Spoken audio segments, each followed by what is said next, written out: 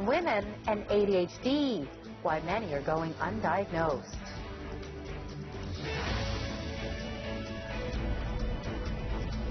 From CTV News, this is Canada AM with Beverly Thompson and Marcy Ian.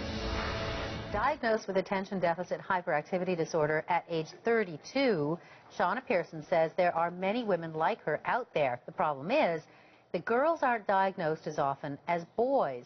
She calls it an ADHD gender gap, and we'll talk more about how symptoms differ between the sexes this half hour. Now the ADHD gender gap.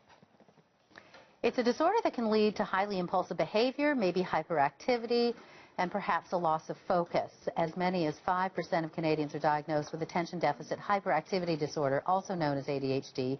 Most are men, who are 3 times more likely to be diagnosed than women. Women often suffer in silence, with many unaware of the symptoms they live with are even associated with ADHD. Shanna Pearson knows what it's like to live with the disorder and to be diagnosed as an adult. She joins us in the studio. You were diagnosed at the age of 32. That sounds very rare to me, that someone would be diagnosed at 32.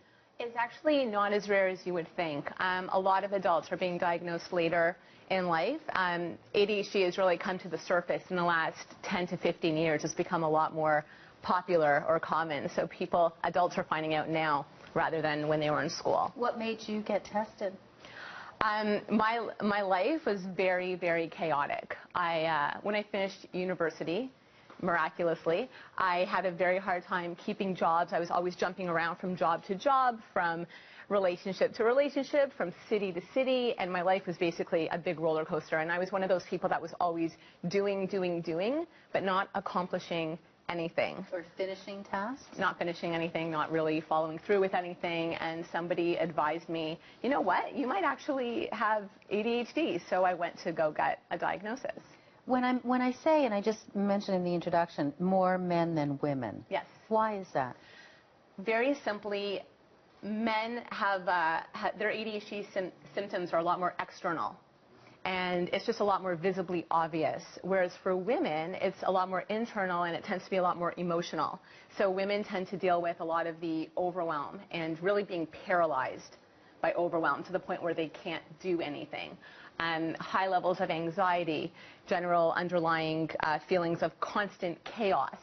So these are things that you can't see. So nobody's going to, point it out to you necessarily. Right, and when you're talking about children, I mean, parents will look at their child and perhaps one day say this child is not progressing the same way that either expectations are or other kids are, and they might haven't. But when you're an adult, who's saying, nobody. Well, maybe, Shanna, there's something wrong. Like, how do you get to that point? Right. Adults don't make those decisions about each other. They don't. Often, I mean, sometimes if you're in a relationship with somebody, then your spouse will always be like, what's wrong with you? Why can't you just X, Y, Z? So it also leads to a lot of strife in relationships too, and usually those are the people that will point it out to you. You also said that sometimes it's the parents who learn more about it because of their children. Yes. And then? Well, I mean, for my company, we get a lot of phone calls because we only deal with adults. So a lot of our clients come to us because their child had just been diagnosed and now they're learning about it and they're like, oh my goodness, this is me. And so they've just found out about it and that's it is through their hereditary kids. at times. It is. It's quite hereditary. So you're a coach and you work with adults. I'm a coach. I have a coaching company. I have a team of coaches that actually works with me, and we work with now thousands of adults with ADHD, and we're helping a lot of people because at the end of the day, there's a lot of things you can do. Learning the tools and the techniques and basically the systems to manage your ADHD is what I believe is going to really get people from point A to point B, and it's going to help them for the rest of their life. It's fascinating, Shanna. Thank you for coming in to talk a little bit about that.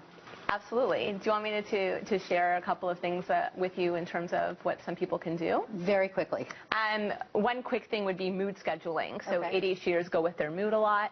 You can really schedule your day according to when you have the most energy to do your toughest tasks. When you have your least amount of energy, do your easiest tasks.